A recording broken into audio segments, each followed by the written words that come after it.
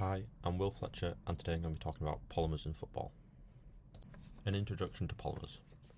Polymer chemistry is an extremely vast and complicated area of chemistry.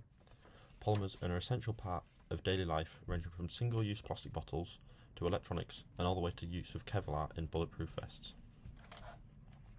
There is an ever-growing interest in polymer chemistry due to the sheer variety of possible polymers that could be used for new products. The basics of polymer chemistry. Polymers are described as many repeating monomer units, which can bond together to produce a larger polymer chain. This is performed by either a step growth or a chain growth polymerization. We can define a polymer using a set of brackets surrounding the repeating monomer unit, followed by a lowercase n, which represents the number of repeated units in the polymer chain. Here are the two types of polymerization processes. The first is step growth, where both monomers and growing polymer chains have reactive end groups. These monomers are quickly used up to create many short chain dimers and trimers, which will eventually join together to create the larger chain polymers. These monomers often have complementary reactive end groups, such as diols reacting with dicarboxylic acids, or diamines with dicarboxylic acids. And the second is chain growth, where monomers are added to the end of one growing polymer chain in a singular step-by-step manner. One long chain is formed first, and when this reaction is complete, the other separate chains begin to be synthesized in the same manner. And then there are three steps to chain growth. The first is initiation, where a reactive species is formed to react with the first monomer, as well as generating a new reactive end group. The second step is propagation, where the reactive end group can continue to react with the monomers and lengthen the polymer chain. And the third step is termination, where a reaction process takes place which deactivates the reactive end group and stops the reaction. And then there are three of the main methods of chain growth, which are free radical, cationic, and anionic. As you can see here in step growth, the monomers all react together to create dimers and trimers, which eventually join together to create the longer chain polymer.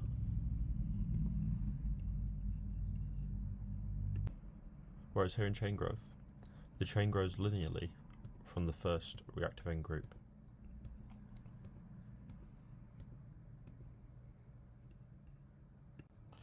And here are the uses of polymers in football. And although they are not necessary, the use of polymers over various applications has dramatically improved football as a sport overall, benefiting both the quality of the game as well as being present to prevent injuries to the players. Probably the most important use of polymers in football is the ball itself. Originally, footballs were made from pig's bladders with a cow leather casing and were held together by string and lacing. These footballs were far from suitable for amateur games, let alone at a professional standard. And the nature of the ball provided a few issues. They were often not spherical and the sizing was inconsistent, which made the game very unpredictable, sometimes causing an unfair advantage, for example in a penalty situation. Also, the colour.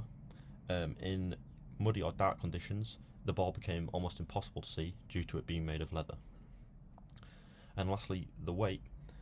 Because it was made of leather with string, it absorbed a huge amount of water, which made it very, very heavy in wet conditions, which lowered the intensity of the game and also made it less enjoyable for the viewers. Alongside this, there were also cases of players going up for headers and being instantly knocked out by the sheer weight of the ball, which was later proven to also cause severe, long-lasting brain trauma. Luckily, the modern-day football is made from polymers such as polyurethane, as we'll discuss now. As you can see here, these are the polymers that make up the football. The polyurethane coating minimises the water absorption and protects the butyl bladder inside. It's made from polyols, which are alcohols with more than 2 reactive hydroxyl groups, and isocyanates, which are highly reactive compounds with low molecular weights. The nylon lining improves the bounce and the strength of the ball, while the butyl bladder retains air in the ball at a much higher standard than that of real bladders in previous footballs. As well as retaining more air, the modern day football has a high water absorption value of only 0.2%, which keeps the ball extremely light to aid play and also prevents head trauma as previously stated. Also, Footballs nowadays are much more predictable due to the use of the same polymer formula and sizing for each individual football, which increases the fairness between opposing teams. And moving on to the kits.